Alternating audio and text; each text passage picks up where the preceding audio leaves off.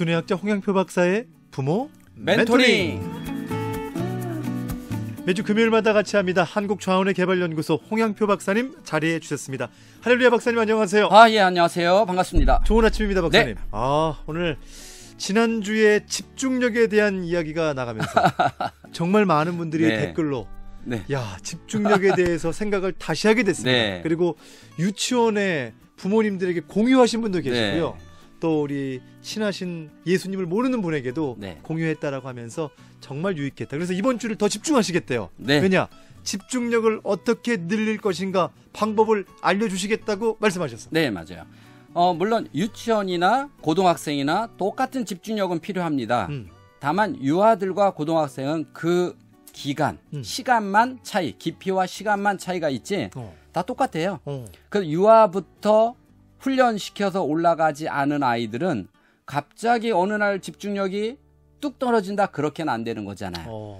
그래서 만약 우리 아이가 중학생이다, 고등학생이다, 그러면 지금부터 최소한 집중력을 만드는데 3일 계획 세우지는 않을 거 아니에요. 예. 집중을 무슨 3일 만에 하는 건 아니잖아요. 우린 그렇게 하고 싶긴 해요. 네, 그렇지만 집중력이라고 하는 거는 온 몸과 뇌를 같이 만들어야 돼요.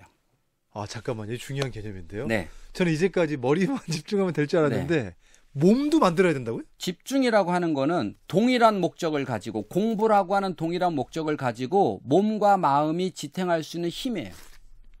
야. 예를 들어서 내가 수업 시간에 딱 들어요. 그런데 머리는 집중하는데 몸이 집중을 못해서 엎드려 있어요. 되나요?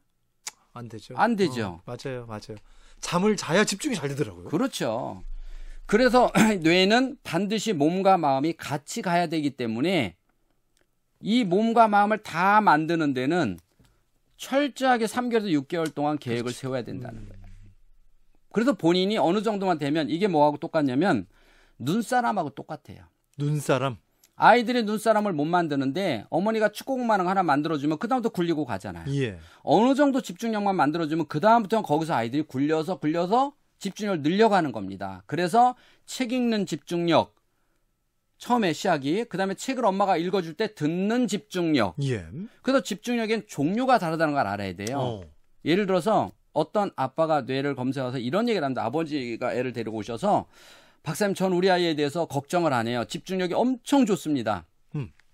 무슨 말씀이세요? 그랬더니 지금은 우리 아이가 게임을 5시간, 6시간 하지만 게임할 때 하는 집중을 보면 제가 분명히 공부에도 저렇게 집중할 거라고 저는 확신을 합니다.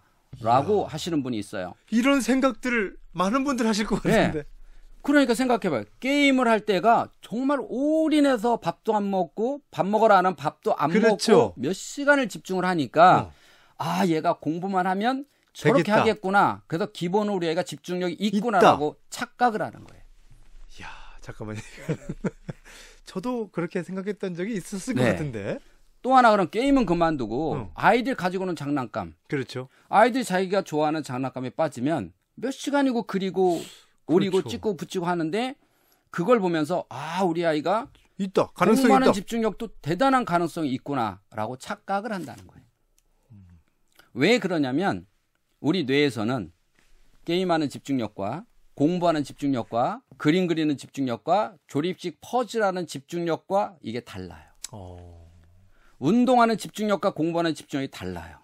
그러면 운동하는 집중력이 좋다. 그럼 운동선수가 공부도 잘해야 되는 거 아니에요. 다 잘하는 건 아니잖아요. 예. 똑같아요. 그 음악에 집중력 있는 사람이 공부 잘하는 것도 아니잖아요. 그래서 집중력은 다 종류가 있기 때문에 제가 그 아버님 보고, 아버님 빨리 꿈 깨세요. 그럼 얘는 계속해서 지금 무슨 집중력을 늘리고 있어요? 게임에 대한 집중력. 게임하는 집중력. 자, 그러면 어떻게 하면 집중력이 느나는 게임하는 걸 보면 돼요. 아이가 처음에 게임할 때 밥 먹으면서 다리 꼬고 몸 비비 꼬면서 게임했나요?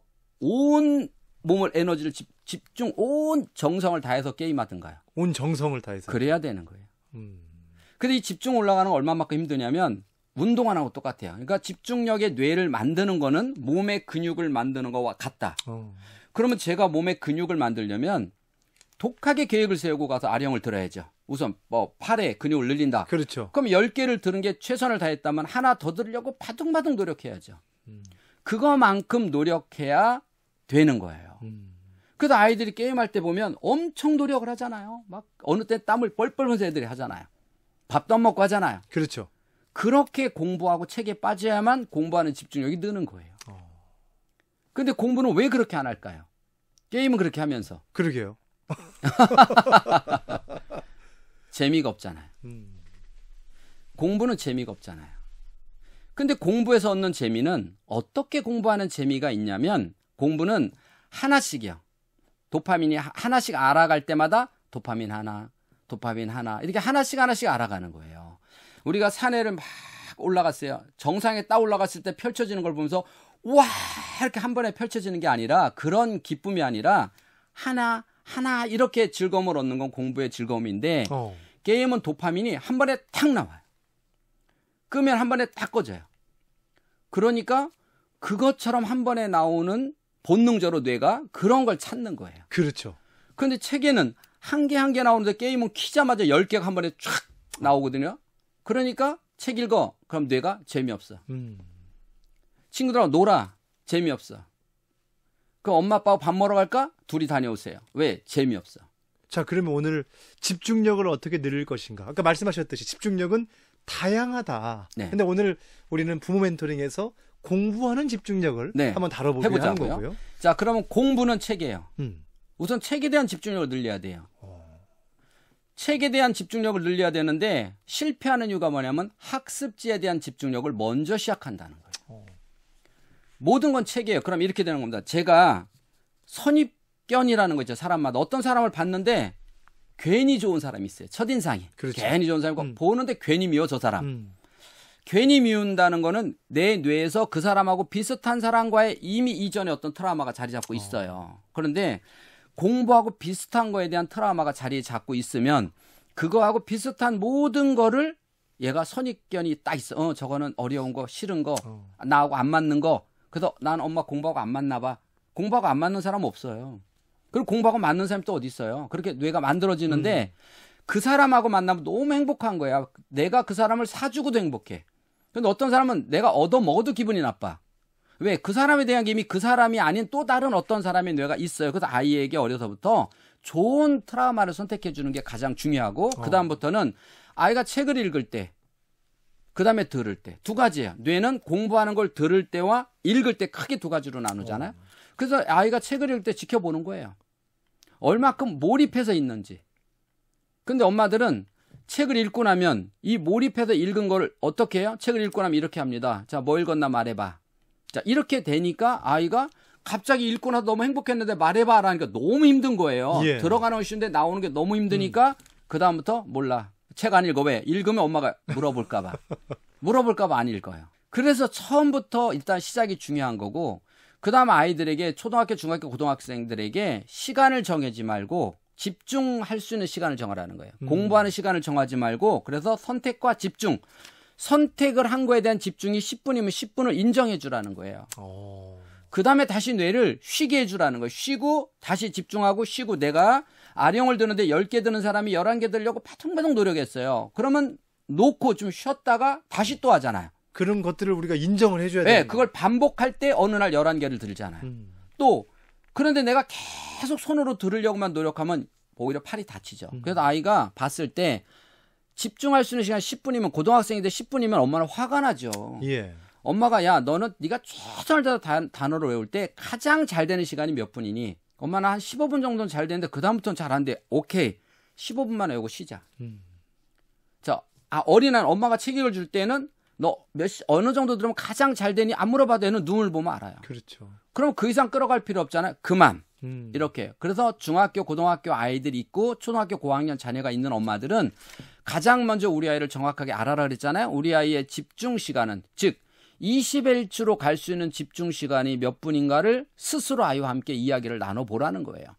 그리고 그것을 계속 그 시간을 반복하면 어느 날 시간이 늘어나는 걸 볼 수 있는데 그래서 급하게 선택하는 엄마는 실수한다. 왜? 근육을 늘리는데 어떻게 2, 3일 만에 늘려요? 그렇죠. 최소한 3개월에서 6개월은 가야 육안으로 근육이 보이죠.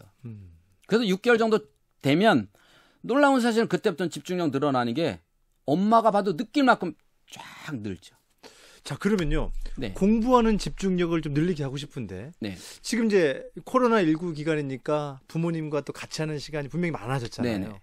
스트레스가 그 집중력을 좀 떨어뜨린다라고 하셨는데 네네.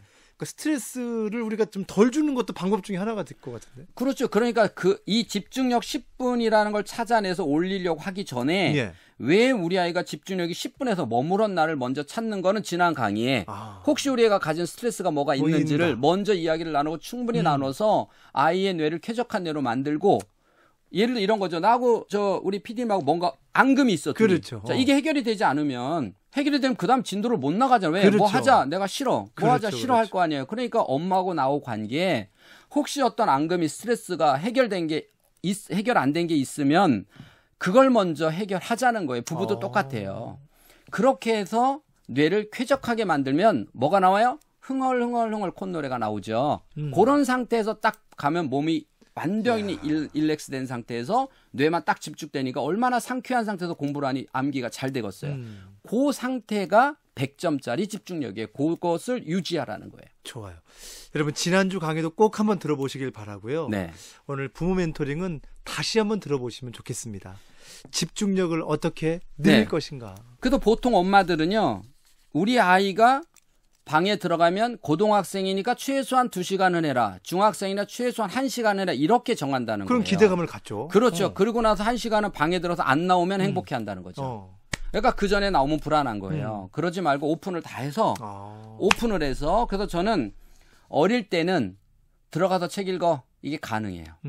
방에서 책 읽어. 근데 크면 이리 나와 공부하자. 큰 아이들은 반드시 바깥으로 불러내야 된다는 거예요. 왜? 그래야 애가 공부하는지 딴짓하는지를 알죠. 그래서 어려서부터 어린아이일 땐 들어가서 책 읽어. 그럼 얘가 가서 책 읽는 거 다 들리잖아요. 근데 조금 더 크면 이리 나와 엄마하고 공부하자. 그때부터 엄마와 함께 공부해서 아이가 함께 공부할 수 있는 분위기를 만들면 얘가 딴짓하는지 공부하는지 안다는 거예요.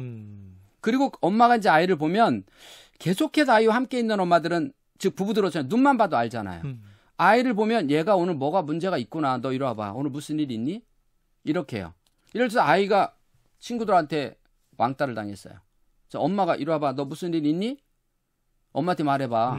근데 얘가 엄마 나 별일 없어. 그래 별일 없지. 아이가 심한 왕따 때문에 자살을 했어요. 그 엄마는 매일 아이 눈을 보면서 그 아이 눈의 깊이를 못 본 거예요.